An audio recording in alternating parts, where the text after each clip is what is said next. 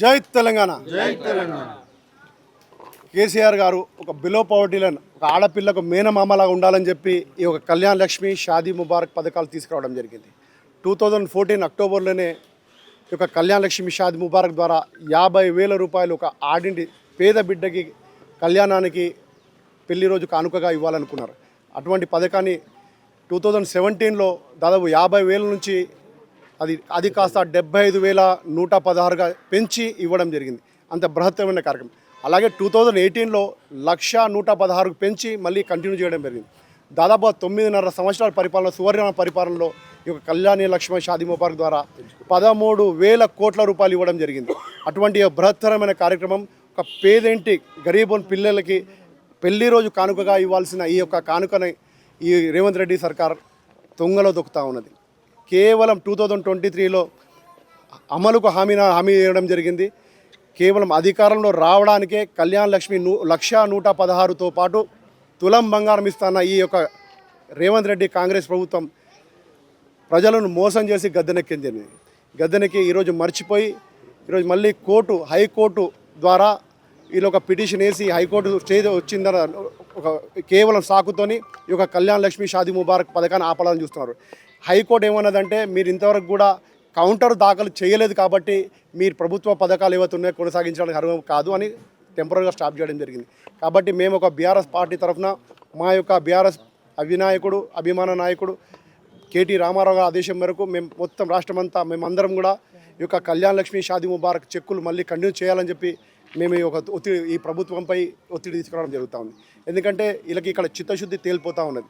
కేవలం అధికారంలో రావడానికే ఈ పథకాలు తీసుకొచ్చి ఈరోజు కళ్యాణ్ లక్ష్మి, షాదీ ముబారక్ పథకాన్ని తూట్లు పడుస్తూ ఉన్నాయి. కాంగ్రెస్ ప్రభుత్వానికి బుద్ధి వచ్చే విధంగా నేను ఈ తెలంగాణ ప్రజా ఆడబిడ్డలకి, అక్కా చెల్లెలకి అందరూ కూడా నేను ఒకటే అడుగుతా ఉన్నాను, దయచేసి ఒకసారి ఆలోచించండి.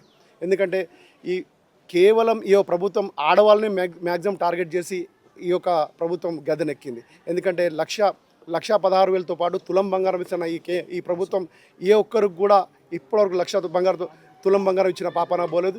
పోగా ఈ 1,116 కూడా ఈ స్కీమ్ని ఆపాయాలని కుట్ర చేస్తూ ఉంది. ఈ కుట్రని తప్పకుండా మేము ఎదుర్కొంటాం. అంతేకాకుండా 2,500 రూపాయలు ఇస్తున్నారు ప్రతి మహిళకి. ఇప్పుడు దాదాపుగా 30 నెలలు గడుస్తున్న ఏ ఒక్క మహిళకు కూడా 2,500 రూపాయలు ఇచ్చిన పాపన పోలేదు. అలాగే చదువుకునే ఆడపిల్లలకు స్కూటీలు ఇస్తా అని చెప్పారు.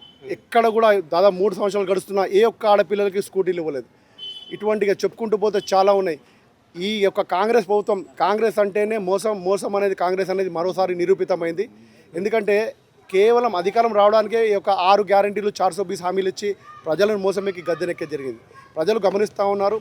ఎప్పుడు ఎలక్షన్లు వచ్చినా కర్రు కాల్చి వాత పెట్టాలనే ఉద్దేశంతో ప్రజలు ఉన్నారు. కాబట్టి ఈరోజు జిహెచ్ఎంసీ ఎలక్షన్ జరపడానికి కూడా చంకుతా ఉన్నాడు ఈ ముఖ్యమంత్రి. రేపు వచ్చే ఎలక్షన్లో జిహెచ్ఎంసీ ఎలక్షన్స్ కానీ, ఖైరతాబాద్లో బై ఎలక్షన్స్ వచ్చినా, 2028లో మళ్ళీ జనరల్ ఎలక్షన్స్ వచ్చినా మేమందరం కూడా అందరూ కూడా మహిళా సోదరులందరూ కూడా తప్పకుండా కర్రు కాల్చి ఈ కాంగ్రెస్ పార్టీకి, రేవంత్ రెడ్డికి ఓటుతో గుణపాఠం చెప్తారని నేను ఆశాభావం వ్యక్తం చేస్తూ ఉన్నాను.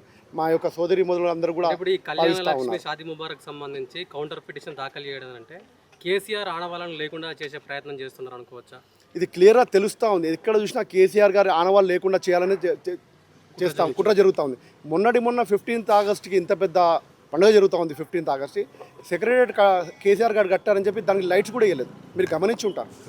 ఇంత పెద్ద అంటే కేసీఆర్ గారు ఆనవాళ్ళు కనిపించొద్దు, ఎక్కడ కూడా రావద్దు. ఎందుకంటే ఇప్పుడు తులం బంగారం అడుగుతున్నారని చెప్పి షాదీ ముబారక్ 1,116తో పాటు తులం బంగారం అడుగుతున్నారని చెప్పి ఈ పథకాన్ని కూడా తూట్లు పొడిచి పక్కన పెట్టేద్దామని, చెత్తబుట్టలో దాఖలు చేద్దామని ఉద్దేశంతో ఈయన రేవంత్ రెడ్డి గారు ఉన్నారు.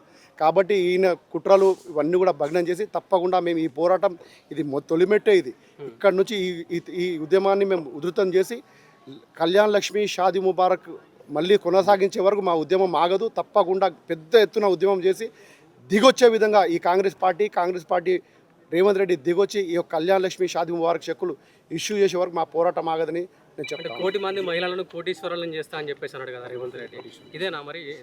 1,000,000 మంది మహిళలను కోటీశ్వరుడు చేసి దేవుడు కానీ లక్షాధికారి కూడా ఇచ్చే ₹1,00,000 కూడా గుంజుకుంటా ఉన్నాడు.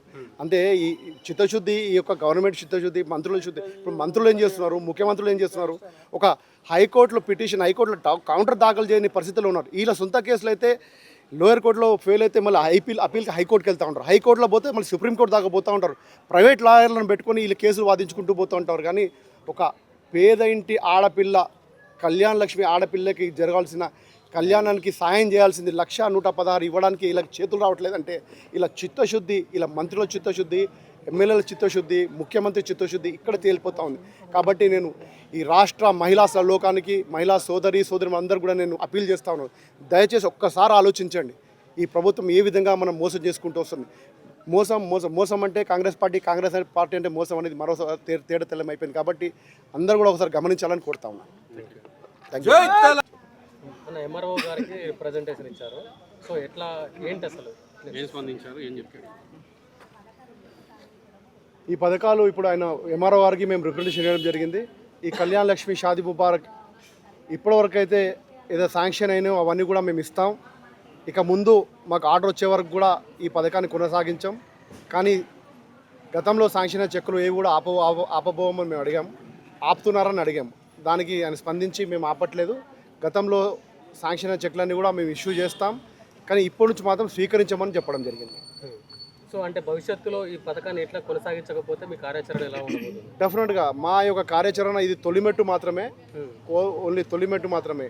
ఈ యొక్క ఉధృతం మా యొక్క మొత్తం రాష్ట్ర వ్యాప్తంగా మా యొక్క మహిళా సోదరి వాళ్ళు, మా మహిళా సోదరులందరూ కూడా అందరం పెద్ద ఎత్తున ఈ యొక్క ప్రభుత్వం రేవంత్ రెడ్డి సర్కార్ దిగొచ్చే వరకు ఈ కళ్యాణ లక్ష్మి షాదీ ముబారక్ 1,16,000తో పాటు తులం బంగారం ఇవ్వాలన్న మా డిమాండ్ వాళ్ళు దిగొచ్చి ఇచ్చే వరకు మా పోరాటం ఆగదు.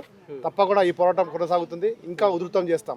మీ నియోజకవర్గంలో మీ ఎమ్మెల్యే గారు దీనిపైన ఏమైనా స్పందించారా? ఎందుకంటే బీఆర్ఎస్ బీఫామ్ మీద గెలిచి కాంగ్రెస్లోకి వేయండి కదా. ఆయన మంచి మొద్దు నిద్రలో ఉన్నారు. ఆయన మెలుకోవడం మా వల్ల కాదు. కుంభకర్ణుని కంటే కూడా మంచి నిద్రపోతా ఉన్నాడు మా యొక్క ఎమ్మెల్యే.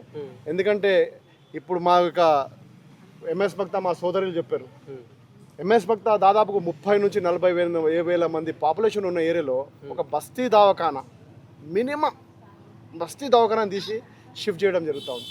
షిఫ్ట్ చేస్తూ అంటున్నారు, తీసేస్తూ అంటున్నారు. అంటే 30 నుండి 40,000 మంది రేపు ఏమైనా రోగం వచ్చినా ఏమొచ్చినా టీకాలన్నా ఏమన్నా మంచి చెడ్డకి ఒక ఎమర్జెన్సీ వస్తే ఎక్కడికి పోవాలి?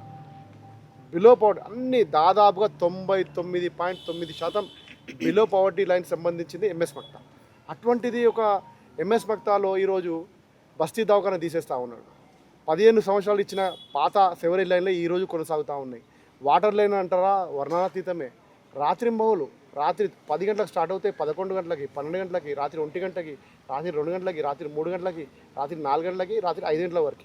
అంటే రాత్రంతా నీళ్ళు పట్టుకుంటూనే ఉంటారు వాళ్ళు. అది కూడా రోజు నీళ్ళు రావు వాళ్ళకి, 2 రోజులకు రావు, 3 రోజులకి, 4 రోజులకి. అంటే ఇక్కడ ఎమ్మెల్యే ఏం చేస్తున్నట్టు? ఎక్కడ చెత్త అక్కడే. చిన్నపాటి వర్షం కురిస్తే చెరువులై పారుతుంటాయి సందులన్నీ కూడా. అది మురికి నీళ్ళు కూడా అందులోనే ఉంటాయి, వర్షం నీళ్ళు కూడా అందులోనే ఉంటాయి. పాపం దోమల స్వైర విహారం, దోమలు, ఈగలు. అంటే ఓటర్స్ కాదా? ఒక తెలంగాణకి హైదరాబాద్ ఒక గుండెకాయ లాంటిది. హైదరాబాద్లో ఖైరతాబాద్ కాన్స్టిట్యున్సీ ఒక పెద్ద గుండెకాయ. సెక్రటరియట్ దగ్గర నుంచి, సీఎం క్యాంప్ ఆఫీస్ నుంచి, గవర్నర్ దగ్గర నుంచి, అమరవీరుల స్తూపం దగ్గర నుంచి, అసెంబ్లీ దగ్గర నుంచి అన్ని ముఖ్య కార్యాలయాలన్నీ కూడా ఖైరతాబాద్ కాన్స్టిట్యున్సీలో ఉన్నాయి. దట్టు కూతవేడి దూరంలో గవర్నర్ గారు ఎదురుగానే ఈ యొక్క ఎంఎస్ భక్త ఉన్నప్పటికీ కూడా మౌలిక సదుపాయాలు కల్పించడంలో టోటల్గా ఫెయిల్ అయ్యారు మా యొక్క ఎమ్మెల్యే గారు. కాబట్టి ఈ కళ్యాణ లక్ష్మి షాదీ ముబారక్ రాకుంటే, ఈయన నిజంగా ఖైరతాబాద్ ఎమ్మెల్యే అయి ఉంటే, బీఆర్ఎస్ పార్టీకి మాకు చెంది ఉంటే, గెలిచి నన్ను ఎమ్మెల్యే అనుకుంటే మాత్రం తప్పకుండా ఇవ్వాలి, ప్రభుత్వం నుంచి ఇప్పించాలి. ఇవ్వని పక్షాన నీ జైల్లో నుంచి ఇవ్వాలి అందరికీ అని మేము డిమాండ్ చేస్తాం. జై తెలంగాణ.